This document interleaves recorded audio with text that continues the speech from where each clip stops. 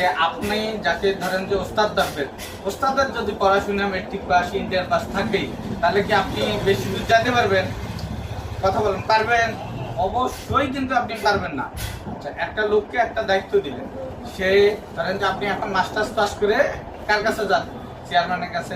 আমাদের যাওয়া লাগে মেম্বারের কাছে, যাওয়া লাগে না, কিন্তু আমাদের যাওয়া লাগে কার কাছে?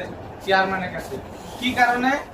ছোট ভাইরা কিন্তু সবাই জানে না, নাগরিকত্ব নেওয়ার লাগে আর একটা কি চারিত্রিক সার্টিফিকেট নেওয়া লাগে। আচ্ছা, চারিত্রিক সার্টিফিকেট আমরা কি সরকারি ভাবে নেই, কিন্তু আসলে আমার চরিত্র সম্পর্কে চেয়ারম্যান কি জানে? চেয়ারম্যান জানে কি জানেন?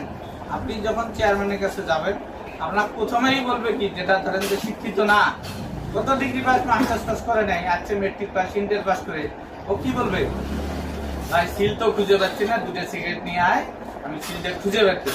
আপনি ওই নিয়ে আসতে আসতে দেখবেন যে সিগনেচার করছে, ভাই পাইলেন কই? আরে দিয়ে ফেলাচ্ছে। কে দিছে? বাড়ির বউ দিছে, বাচ্চা দিছে, নাতি পুতি সব কিন্তু দেখেন যে সিগনেচার দিয়ে দিছে। তা আপনার কি আপনাকে দিয়ে প্রথমেই কি কাজটা করাইলো? খারাপ কাজ করাইলো না? তাহলে আমাদের কি শিক্ষা ব্যবস্থার পাশাপাশি সরকারি ব্যবস্থা কিন্তু অত বেশি ভালো না।